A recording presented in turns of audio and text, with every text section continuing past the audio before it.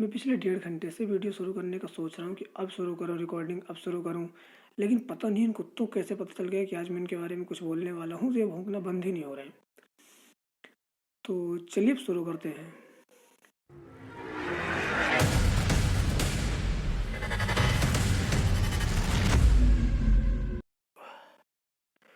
अभी कुछ दिन पहले हम 3 दोस्त उज्जैन गए थे। तो उज्जैन पहुँचे रेलवे स्टेशन, जैसे ही वहाँ पहुँचे तो रेलवे स्टेशन से उतरने के बाद हमें रेलवे स्टेशन से लेके लॉज में रुकना था। तो लॉज तक के लिए हम कोई ऑटो ढूँढने लगे। अब ऑटो हाँ, बहुत सारे खड़े थे। कुछ ऑटो वाले आए, हमारे पीछे भी पड़े कि भैया चल रहे हैं क्या? तो हमने सोचा कि ठीक है, बाबा महाकाल की नगरी में है, उज्जैन में है, तो उनसे जय श्री महाकाल किया जाए। तो हमने उनसे जय श्री महाकाल किया। लेकिन जो शुरू में 5-6 मिले, उनमें से किसी ने जय श्री महाकाल का जवाब नहीं दिया। अब हमें ये नहीं पता था, खासकर मुझे मुझे तो बिल्कुल नहीं पता था कि उन्होंने जय श्री राम का जवाब क्यों नहीं दिया।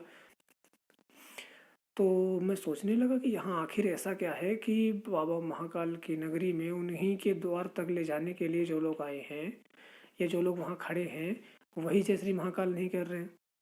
तो मैं और एक जो हमारे मित्र थे साथ में, तो हमने सोचा कि आखिर ऐसी क्या वजह है कि ये लोग बाबा महाकाल की जय बोलने से कतरा रहे हैं। तो हमने फिर उनके ऑटो की तरफ देखा और हमें समझ आया कि अच्छा, ये वो किताब वाले हैं, इसलिए ये नहीं बोलेंगे। फिर हमने भी सोचा कि जब तुम यहाँ रह के बाबा महाकाल की जय नहीं बोल सकते हो, जय श्री महाकाल बोलने में तुम्हें इतनी दिक्कत है, तो हम भी तुम्हारे साथ क्यों जाएं। तो हम भी देखने लगे कोई ऐसा इंसान कि जिससे हम जय श्री महाकाल बोले तो उसका जवाब जय श्री महाकाल में आए। लेकिन ये ढूंढते ढूंढते हमें लगभग आधे घंटे हो गए। हमने 12 से 15 ऑटो वालों को ढूंढ लिया, लेकिन हमें कोई ऐसा नहीं मिला जो जय श्री महाकाल का जवाब जय श्री महाकाल में दे सके। तो हमने भी सोचा ठीक है, अब यहाँ आए हैं, ज़्यादा दूर है नहीं, तो अब पैदल चलते हैं। तो पैदल चलने का सोचा, तो पैदल हम रोड से निकल पड़े। अब निकलते समय हमने देखा कि वहाँ जितनी मतलब अगर उज्जैन जाएंगे तो वहाँ रेलवे स्टेशन से जब अपन बाबा महाकाल मंदिर की ओर जाते हैं तो रास्ते में बहुत सारी दुकानें हैं, और उन दुकानें जैसे ही शुरू होती हैं रेलवे स्टेशन जसवाद से, तो वहाँ की पूरी दुकानें मांस की हैं या चिकन मटन जो भी है, इन सब की मांस की दुकानें। वहाँ कटे बकरे टंगे हैं, कटे मुर्गे टंगे हैं, ऐसी मछली की दुकानें हैं, ऐसी चीज़ें। अब ये सब दुकानें देखकर इनकी तो पहली बात तो इनकी बदबू से ही इंसान को उल्टी आ जाए। लेकिन अगर अब आदमी कितना भी बचे, लेकिन उस तरफ अब जब दोनों तरफ है रोड के, तो नज़र तो चली ही जाती है। तो वहाँ से बचते बचाते जैसे नाक मुंह बंद करके किसी भी तरीके से हम आगे पहुँचे तो वहाँ हमने दुकानें देख बढ़ी, तो देखा कुछ दुकानें ऐसे लोगों की भी हैं कि जिन्हें शायद उनकी किसी किताब ने मना किया हुआ है कि तुम मूर्ति पूजा नहीं करोगे, लेकिन वो भी मूर्ति पूजा का पूरा सामान बेच रहे हैं। तो बस उन्हीं से मेरा एक सवाल है कि अगर मूर्ति पूजा तुम्हें नहीं करना है तो ठीक है, मत करो, लेकिन मूर्ति पूजा का सामान बेच के तुम हमारा भला कर रहे हो नहीं कर रहे हो, इससे हमें कोई फ़ायदा वो फ़र्क नहीं पड़ता। लेकिन तुम्हारी किताब ने जो बोला है कि मूर्ति पूजा करने वालों को जन्नत या स्वर्ग नहीं मिलेगा, जहन्नुम मिलेगी, तुम तो जहन्नुम में जाने वाला काम कर रहे हो। तो कम से कम ये तो छोड़ दो।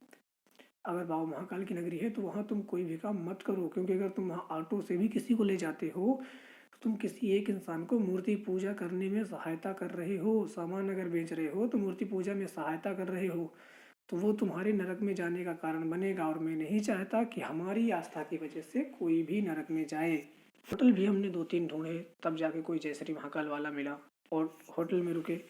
उसके बाद शाम को आरती का समय हो गया था, तो हमने भी कहा चलो आरती बाहर से ही कर लेते, अंदर जाने की परमिशन तो है नहीं अभी, क्योंकि हमारे पहले से बुकिंग नहीं थी। तो हमने भी सोचा कि चलो बाहर से आरती कर लेते हैं। तो वहाँ जब पहुँचे तो वहाँ बहुत से महाकाल बाबा के भक्त हमारी ही तरह सड़क पर ही खड़े होकर दूर से आरती कर रहे थे। हमारी तरह वहाँ बहुत से लोग भी आरती कर रहे थे, लेकिन आरती के बीच में हमारे सामने दो, मतलब एक प्रेमी जोड़ा जिसमें दो जीव थे। अब वो इंसान थे नहीं थे पता नहीं मेरे को। दो जीव थे जिसमें एक नर और एक मादा थी। दोनों आपस में इस बात पे झगड़ रहे थे कि उनके पास जो एक जूस का गिलास है, तो लड़का बोल रहा था कि इस जूस के गिलास में 2 स्ट्रॉ डाल के पीते हैं, और लड़की बोल रही थी कि नहीं, इसमें तुम ही पी लो, मुझे नहीं पीना है।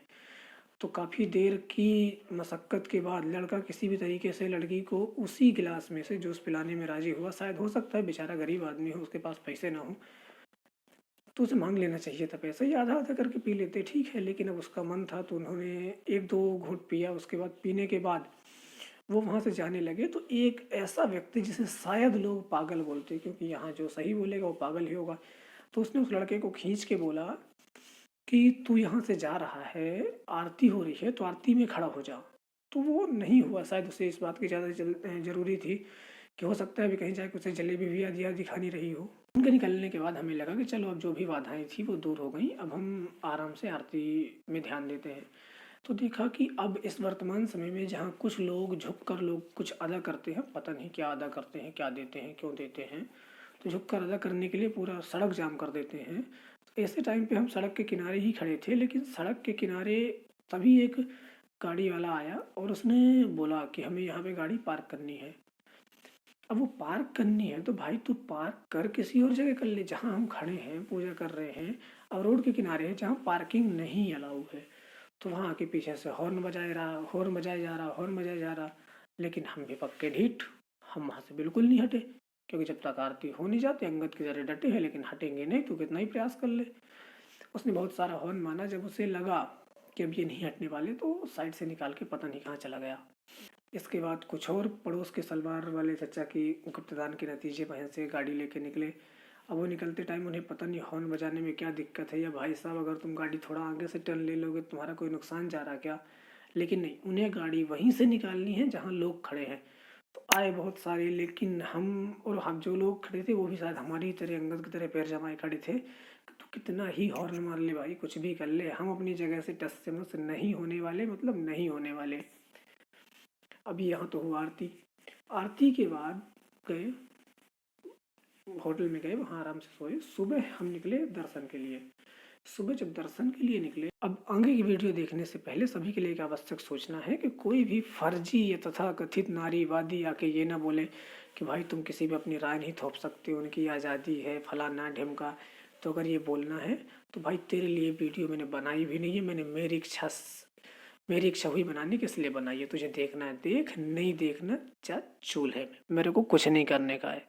तो बात कुछ ऐसी है कि जैसे हम सुबह निकले दर्शन के लिए, तो अब वो धार्मिक स्थान है, हर स्थान की एक अलग अलग मर्यादा होती है। जैसे स्कूल में आप बिना ड्रेस के नहीं जा सकते, सफ़ेद कपड़े डॉक्टर के लिए कितने भी इम्पोर्टेंट हो, लेकिन अगर वो कोर्ट में जाएगा और एक वकील है तो सफ़ेद कपड़े पहन के नहीं जा सकता। काले कपड़े किसी को कितने ही पसंद हो, लेकिन काले कपड़े पहन के वो डॉक्टर का काम नहीं कर सकता। स्कूल कॉलेज या कहीं भी अगर आप जाओ, जो वहाँ का ड्रेस कोड है या जो वहाँ की कपड़े हैं वही आप पहन के जाओगे। नहीं आ रही हमें हमें अपनी स्वतंत्रता के, तो ऐसी जगहों पर उन्हें नहीं दिखेगा कि हमें स्वतंत्रता नहीं मिल रही है कपड़े पहनने की। भाई अगर स्वतंत्रता चाहिए तो कोर्ट में भी लो ना स्वतंत्रता, कि अब हमें काले कपड़े नहीं पहनने का है, हमें जो कपड़े पहनना है वो हम पहनेंगे। लेकिन वहाँ कोई स्वतंत्रता नहीं लेगा, और मंदिर में आके छोटे छोटे कपड़े, और छोटे छोटे कपड़े भी क्या, नंगे होके मंदिर में घूमते रहेंगे मूर्खों की तरह, और इन्हें लगता है कि ये काफ़ी आधुनिक हो गए हैं। तो भाई या बहन जो भी है, भाई बहन नहीं, नर मादा, हाँ नर या मादा जो भी हैं जिन्हें ऐसा शौक चढ़ रहे हैं, तो भाई तू अपने घर पे रह।